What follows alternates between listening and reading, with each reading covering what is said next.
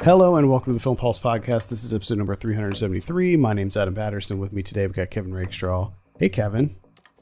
Hey, what's up? Not a whole lot. I'm still getting moved in, still unpacking and getting organized and all that stuff. My room is still sounding very echoey, and I apologize for that.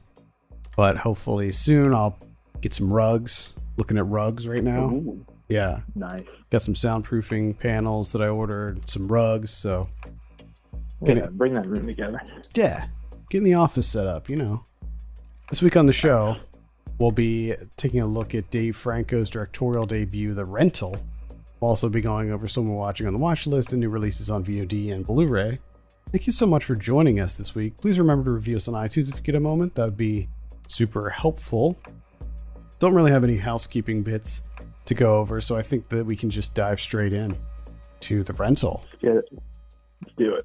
Two couples rent a vacation home for what should be a celebratory weekend getaway. All right. Mm-hmm. We got Dan Stevens in there. We got Alison Brie, Sheila Vand, Jeremy Allen White, and Toby Huss. Love me some Toby Huss. Yeah, that's a solid cast right there. Very solid cast. Very solid cast of young, great talent. Not a single person in that cast I have a problem with. I like them all. I think they're all great. Same here. Same here. Kevin, we'll start with you. What'd you think of The Rental? The Rental, completely serviceable. Yeah. I mean, it is what it is. It does its job. You know, I wish there was a little bit more to it. It really feels like Dave Franco, along with Joe Swanberg, who co-wrote the screenplay with him. And by the like, way, just sorry to interrupt you for 1 second. The Joe Swanberg part, boy, does it show. Like, this feels like such a Joe Swanberg movie to me. Yeah, it does. But I like outside of the original idea, like the entire like framework of The Rental, which is essentially just saying like, hey, Airbnbs, it's kind of creepy, right? Like, why are we so trusting? Like, that's it. There's really nothing else to it. And like the added, like the other side of it, the relationship stuff with these two couples, and there being some secrets kept or whatever. Like, I don't know what the intent was there. Like, if that was supposed to be drawn out a little bit more, or what. But like, you know, right off the bat. Opening scene, like the very first scene, mm-hmm. when it's the two of them together in that office, like it's like okay, oh, they're the couple. Yeah. Yeah, I mean it's very very obvious where this is going to go and how it's all going to play out. And at the end of the day, yeah, it plays with themes of trust and all of that stuff. And there may be some also. Maybe some political leanings to it as well, with the whole like the fact that Toby Huss seemed to be portraying this kind of racist, like conservative dude, but that was very, very, very minimal as well. Yeah. And yeah, like we've just seen this. This is something that we've seen before. Like Airbnbs are not. Maybe you should be a little concerned about Airbnbs. Like, it is a weird concept to think about that people can just rent their homes to other people for a short amount of time. You know what I mean? Like, it's just kind of weird to begin with. Yeah, and it feels like a lot of movies, or like a lot of elements of other movies that we've seen just kind of compiled into this one. Because like right off the bat, and for the life of me, I'm like, I tried finding out what the movie's called, and I can't. But we both saw it. It was a Netflix movie where they had to show a house, and that was like the whole thing. It's like, you know, that's kind of weird that you leave, you let all these people come through your home. Was it called Open House? And then, yeah, okay, there you go. I'm pretty sure that's the one. Yeah, this movie reminded me of that. This one's obviously a little bit better. Yeah. Um, but it also, for whatever reason, it kind of reminded me of Creep a little bit. Mm-hmm. Yeah. A It, little bit of that. it just reminded me of like a lot of movies. And at the end of the day, it's a slasher movie. It's a pretty standard slasher movie that is of the slow burn variety. You don't really get there's nothing really creepy that happens until like 3/4 in, and Yeah, there's like nothing serious happens till like the very end.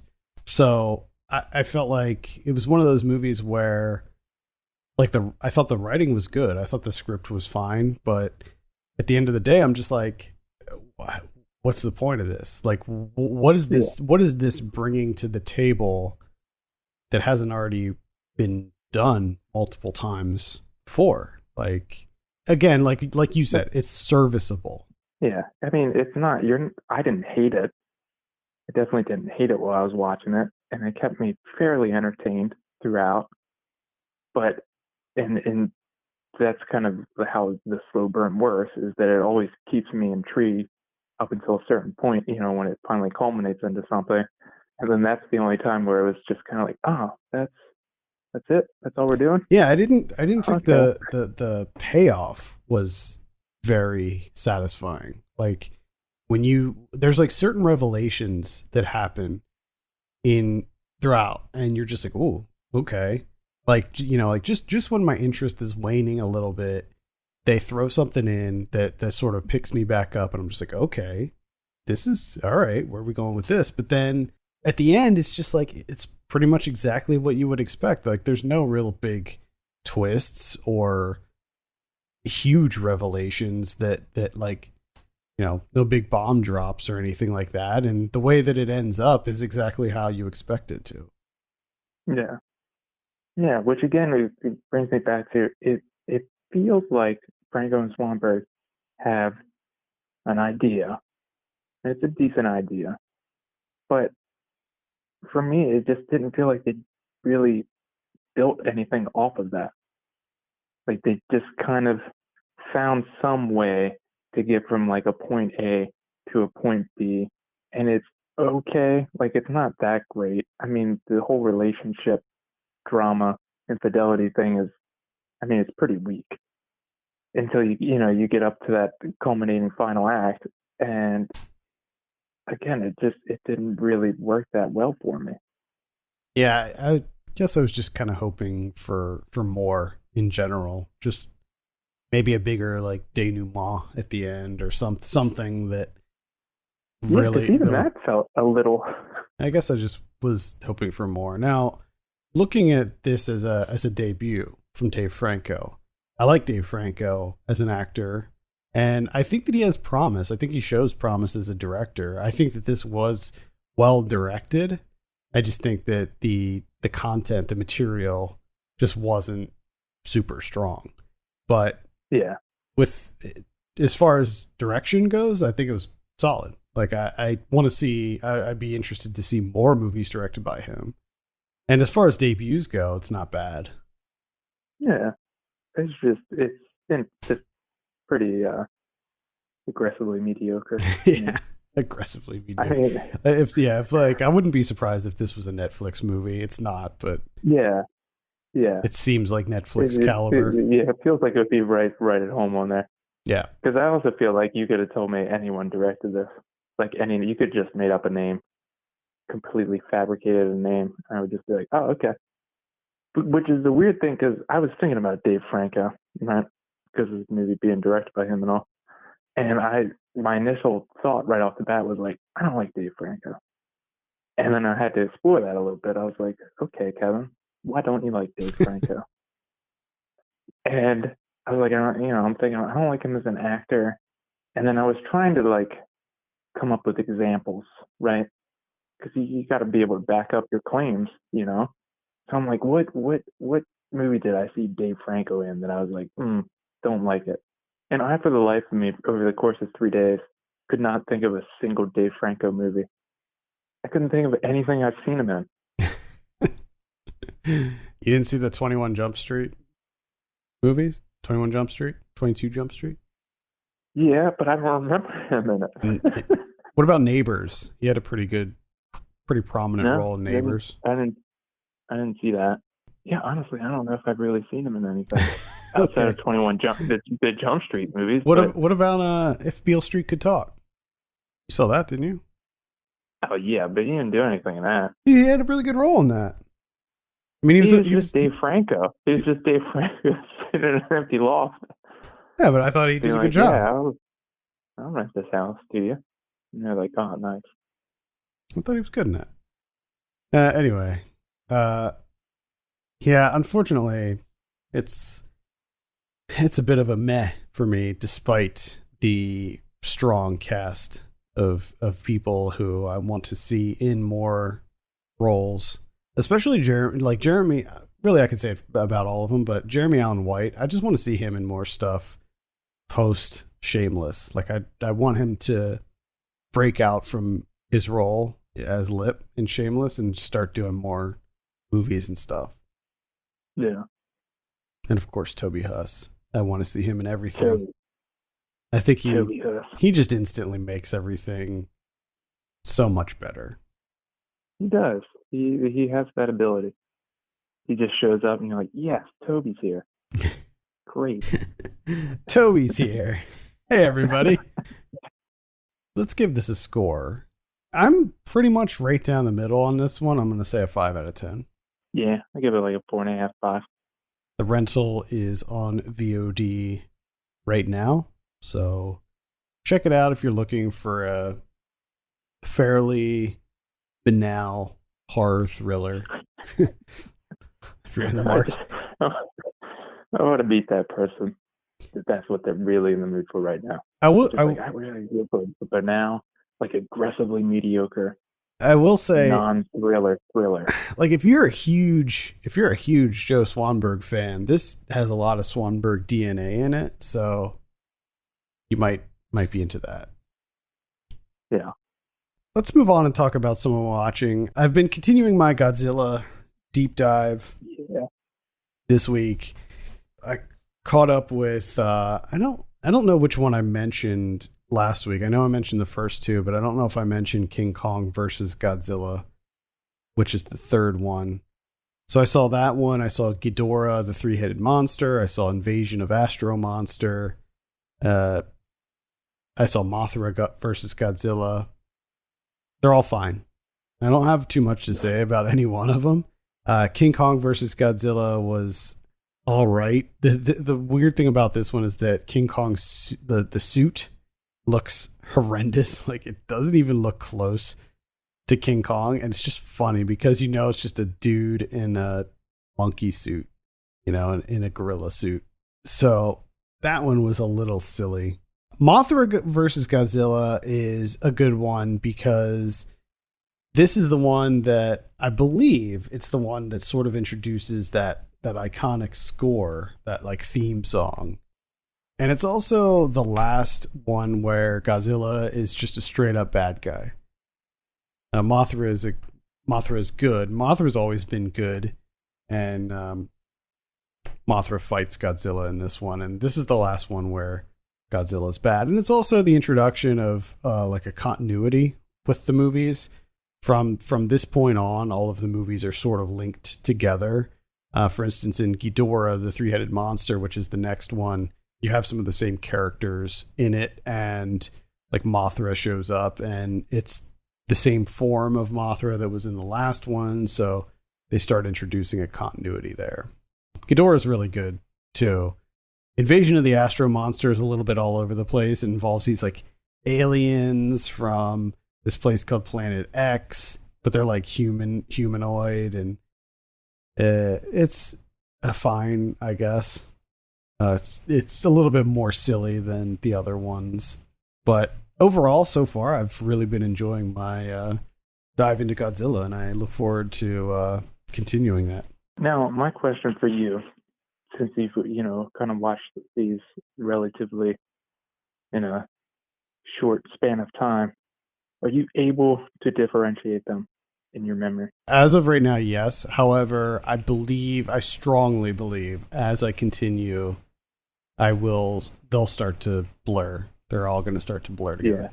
Because again, there's over 30 of them. So they're eventually going to start getting mashed together. Yeah, I can see that. I could definitely see that happening. That's good. Hold on to that while you can. Mm-hmm. I watched Witchhammer from 1970. This is a Czechoslovakian film directed by Otakar Savra. This is on Amazon Prime. So this is based on the Northern Moravia witch trials from the 1670s. Okay. Now, the interesting thing about this movie is like the text of the court hearings are taken from authentic court recordings of the Inquisition trials that took place between 1678 and 1695.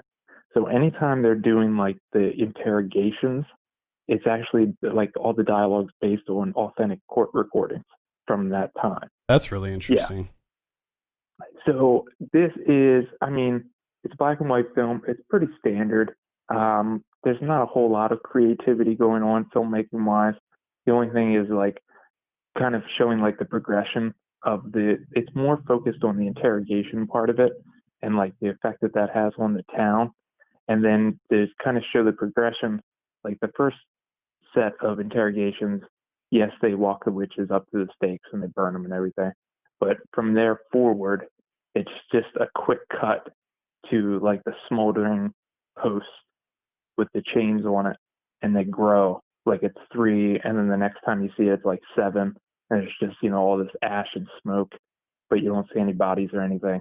It just kind of shows you days after or hours after they executed these people. And then it just grows, like 20 posts and then 25 posts. And like this guy, the villain of this movie he's just a rundown dude who owns an inn with his buddy. They're just drunks. Like he used to do Inquisition stuff, and they decide like, oh, we gotta bring this guy in to take care of things. So he immediately realizes that this is the perfect opportunity for him and his buddy. So the only thing that they do is they first go through and investigate everyone's finances, because they're going to confiscate all of the finances for themselves. So essentially, that's all it is. He just picks people that have money, and he's like, "Yeah, you're a witch," and then he just tortures them, and he's like, "Isn't so and so a witch?" And this person, this person, this person. Of course, they torture him until the woman says, "Yes, they're witches too," and then he rounds them up, and then anyone that's like, "Hey, this is kind of getting out of hand," he's like, "Whoa. Why are you defending witches? They're in league with the devil. You must be in league with the devil too."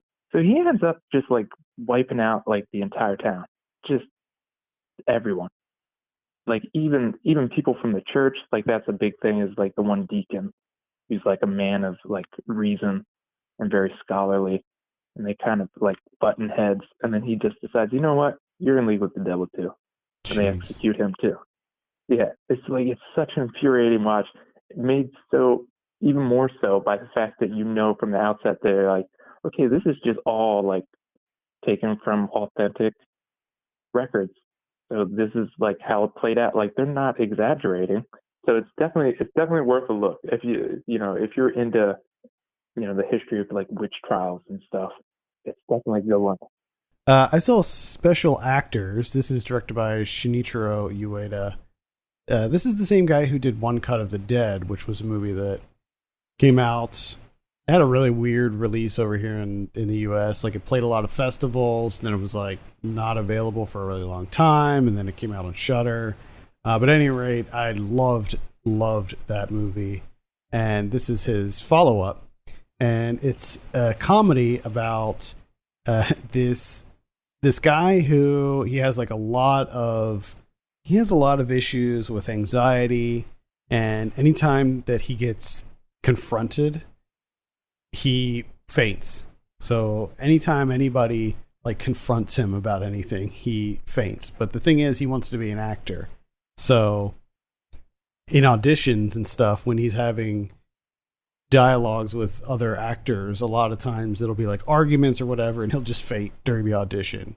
So it's a big problem for him, but he ends up stumbling onto his brother, his younger brother, and his brother works for this company who they're called special actors, and they get hired to do things like cry at funerals or laugh at movie premieres or trick people into breaking up with their boyfriends or girlfriends and stuff like that. It's actually a real thing.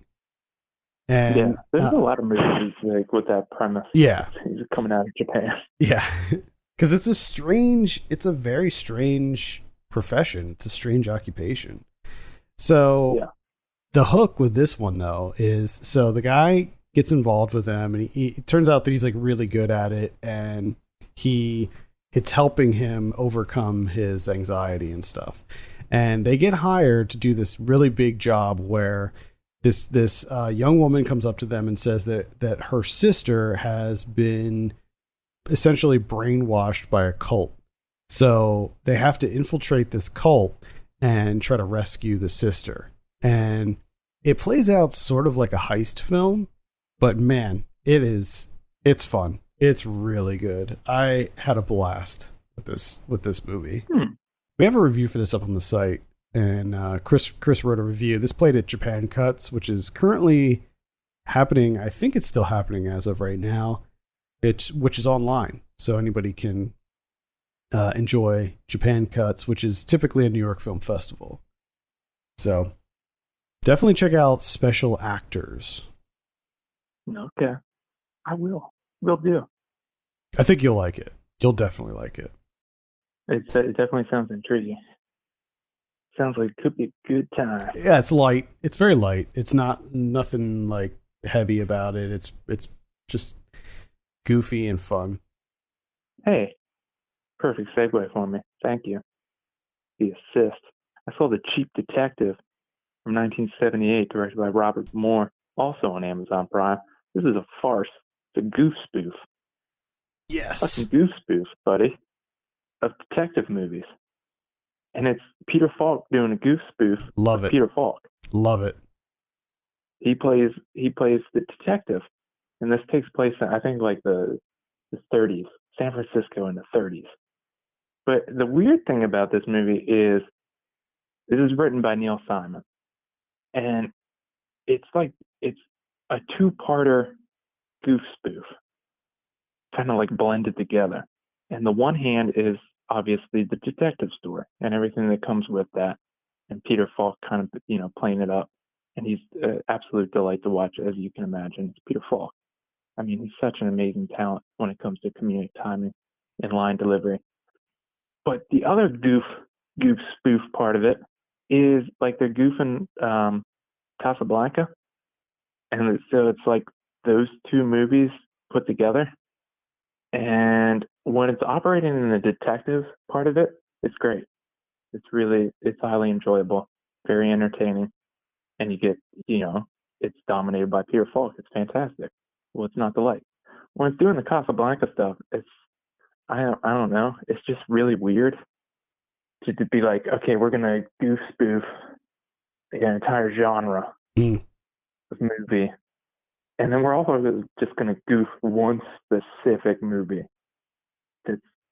And then somehow force them together. We're gonna marry them, and it's weird. So it's kind of for me, it was very uneven, where I would have these like highs of like, I love this. This is great. Peter Falk, look at him, man. This is fantastic. He's doing his thing. And then just, a couple of seconds later and being like, what the fuck is this? Why am I watching? What? Because as you can imagine, it's the 70s. Some of the comedy is really outdated. Mm-hmm. Some of it, a decent portion of it's really dumb, but a good chunk of the dumb stuff works. And then, of course, the other stuff is just like, wow, this is really dumb. Wow. It's not working for me. But when Peter Falk's doing the dumb stuff, it's great. Nice. And it's just, and this is what happened to me, right? I needed to watch a movie. I was like, I don't know what the fuck I want to watch. And then it hit me. And I'm like, I want to watch Peter Falk, really, to be honest. I just want to watch Peter Falk in something I haven't seen him in before. And so if that's you, if you're looking for Peter Falk in a comedy, this isn't going to disappoint. I can guarantee it. You're going to get what you want. Peter Falk's going to give you what you want. All right, I'm going to add this to my list. And this is on Amazon Prime, so you can check it out there. Mm-hmm. The Cheap Detective. I saw a movie called The Pool.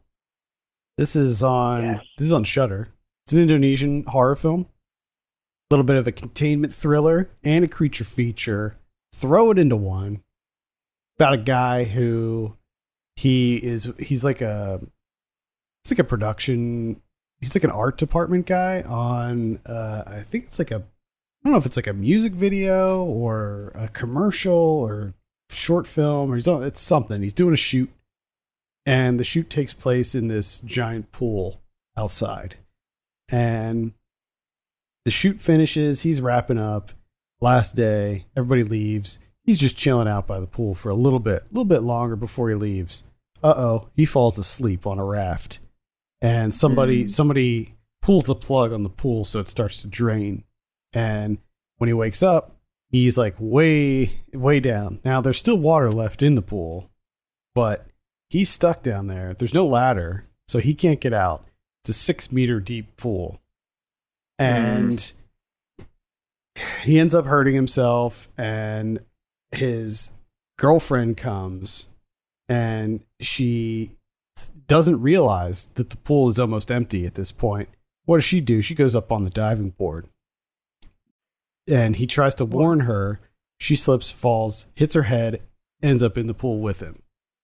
Oh, Jesus Christ. Come on, guys. Yeah. Let's up the ante a little bit.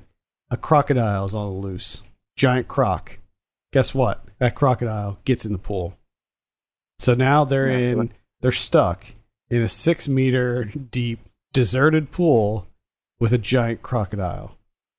And it just gets worse and worse and worse for them. That's just scratching the surface of the shit show that this guy has to go through. Now, it's ridiculous. It is utterly ridiculous. The CG on the crocodile is horrendous. It's very bad. But and at first, when I first saw it, I was like, oh, I don't know if I'm about to get past this. Like, it's that bad. Fortunately, I was. But it's really promising at first, but unfortunately there's like a few things that happen. First of all, like some of the stuff that happens, you're just like, no way. There's like no way this would happen. It's utterly unbelievable in every regard. And there's something really shitty that happens towards the end. I will say it does involve a dog. And what they do is, it doesn't make sense, but it's also like, it just feels so mean-spirited and unnecessary. And that completely lost it for me. But up until the very end, I thought it was pretty fun. I got a question, logistics wise here. Like, when the croc gets in the pool, how much water is it? Like, is there enough water that it? No, there's no water. It like falls? Yes, it falls into a pool. Yeah, it falls in. So basically, the guy's dog is also tied up outside of the pool, and when the dog sees the croc, the dog barks, and it like kind of startles the croc, and there's like these like poles, these like pipes, and the croc is sort of standing on these pipes, and it knocks the pipes into the pool with the croc. Oh, okay. Yeah, it doesn't crawl in. A little cartoon. Doesn't crawl in voluntarily. Yeah, it's a slippery pipe action.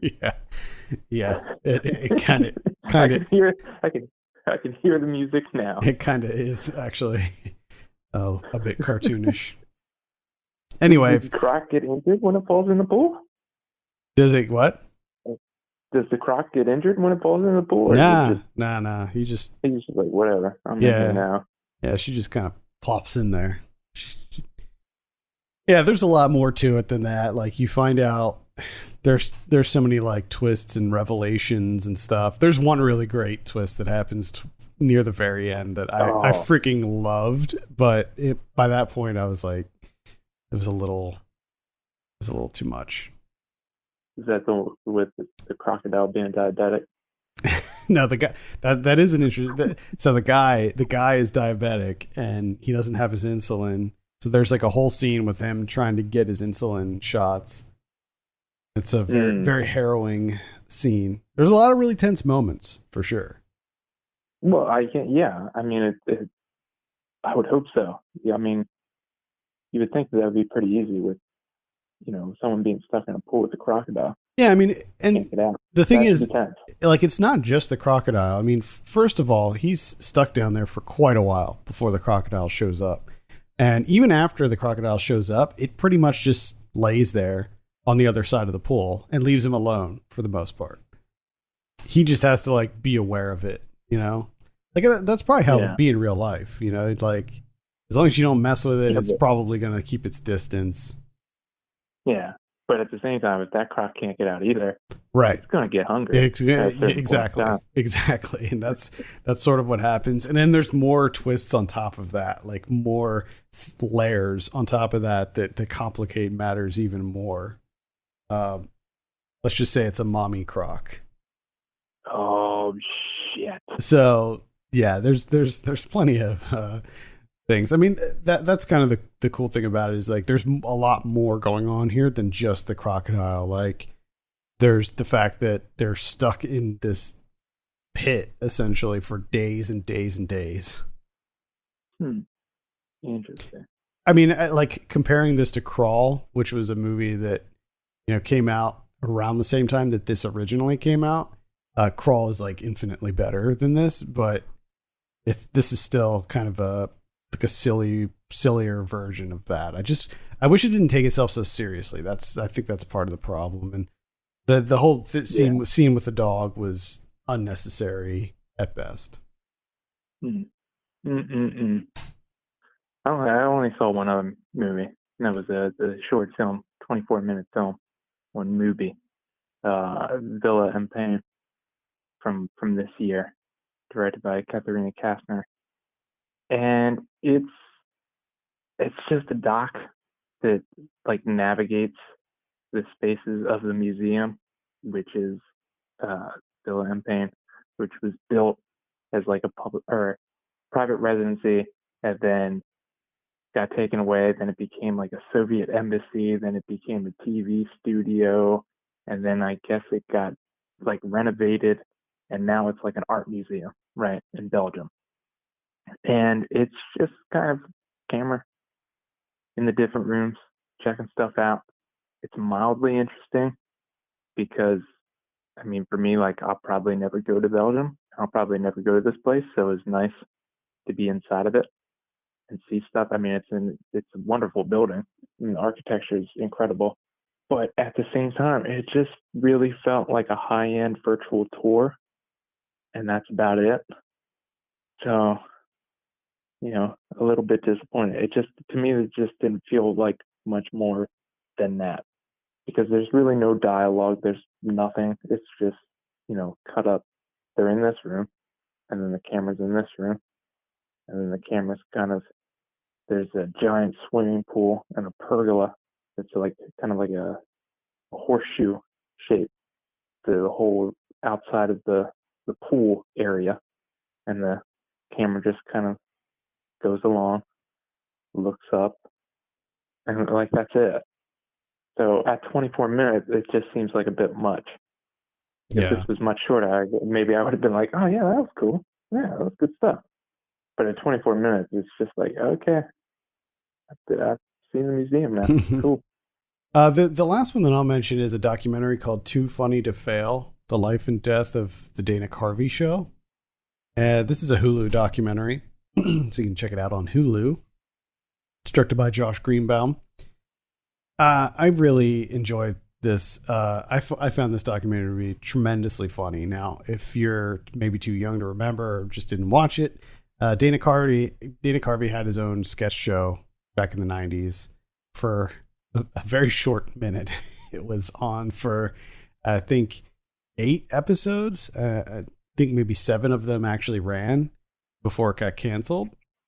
But it is, so this documentary just sort of chronicles the how the show came to be, like how they created it, what happened, all of that stuff. And it interviews obviously Dana Carvey, but pretty much everybody who was involved in the show. This is where Steve Carell and Stephen Colbert got their start. They were at Second City in Chicago, and they both got pulled on to be writers and cast members of this show, so that's sort of how they got their big break. Robert Smigel was one of the showrunners, and obviously Robert Smigel's, he did a bunch of really great stuff before this, and he continued to do great things after this as well. And Louis C.K., but we won't really talk about him, but he was one of the head writers as well. And it's just a really, really funny, entertaining documentary. And if you're into like comedy and stuff, I would recommend it. I feel like this was a show that maybe it wasn't on the right network, and maybe it was a little bit too ahead of its time. But when you see sort of these more subversive sketch shows now, like what's the one on net? I Think You Should Leave. Is that the one on Netflix? Is that the name of it? Yeah. Like when you see something like that, I feel like that's like sort of in line with what the Dana Carvey show was. And I just don't think it was the right network for it, honestly. Because it was pretty funny, but it was just not the type of comedy that I think appealed to the Home Improvement crowd, which it aired after Home Improvement on ABC. I think that people were expecting, Church Lady and Garth, and this was a lot more abstract, a lot more subversive than those characters. It was more like a Kids in the Hall style, really. But I'd recommend checking it out. Too Funny to Fail. It's on Hulu. All right, let's take a look at what we have on VOD this week. On the 28th, we have Instaband. This is a unique documentary film about today's music artist and their hustle to try and achieve music stardom, armed with the social media and smartphone. Yeah. Okay. Yeah, there we go. Wonderful. We have Stockton on My Mind. This is on HBO. We have Nose to Tail. This is over one increasingly frantic day and night. A talented but abrasive chef struggles with personal demons and the pressures of running a high-end restaurant. Yeah, I'd pass on that. Legacy of Lies comes out. That's a Scott Adkins vehicle. Okay. And then on the 29th, we have Gordon Lightfoot. If you could read my mind, it's a little Gordon Lightfoot doc there. Oh, about time. Yeah, I know you're excited for that one, Kevin. Oh yeah. I know you're a big Lightfoot head. Oh my goodness, you have no idea. I celebrate his entire catalog.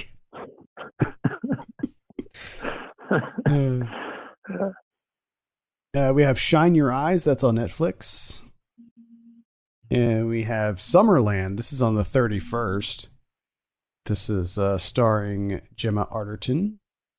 Got The Big Ugly, starring Vinnie Jones. Bit of an action movie, crime thriller.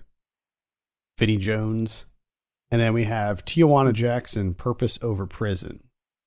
I'm actually kind of interested in this. I watched the trailer for this, and I thought it looked pretty funny. Okay. It stars Romani Malco and Regina Hall. All right, on Blu-ray this week, we have 13 Ghosts from 2001 coming out. We got The Tenant from 1976, Graveyard Shift from 1990. That might be worth a look. Apocalypto from 2006. Remember that? Apocalypto? Vaguely. Remember there was it was the talk of the town there for a minute. Oh yeah. Remember, because it was in like Oh yeah. it was So like in a the different Mel Gibson. language. Yeah, it was the Mel Gibson directed one, and the whole thing was in like a different language and big deal. Huh. Yeah. We have Best Friends from 1975. Is this a Vinegar Syndrome? Looks like it. Yeah, that's a Vinegar Syndrome. She became the ravaged victim of a century of revenge. There you go.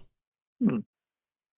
Let's see. Old Dracula from 1975. That's also Vinegar Syndrome. Demonia from 1990. 20,000 Leagues Under the Sea from 1916. We have The River from 1984. Lorenzo's Oil from 1992.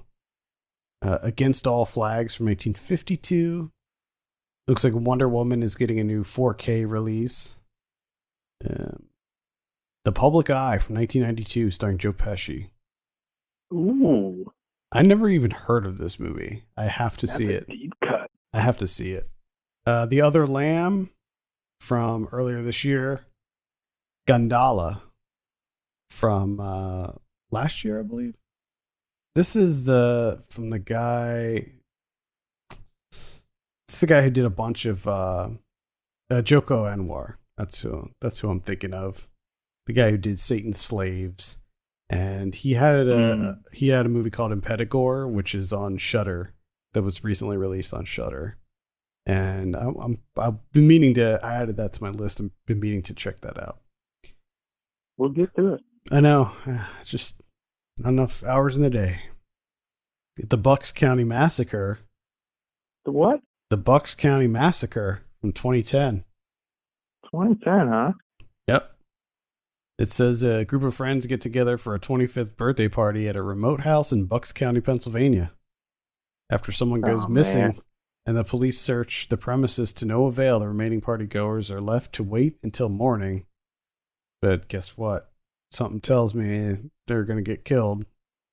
They are. One by one.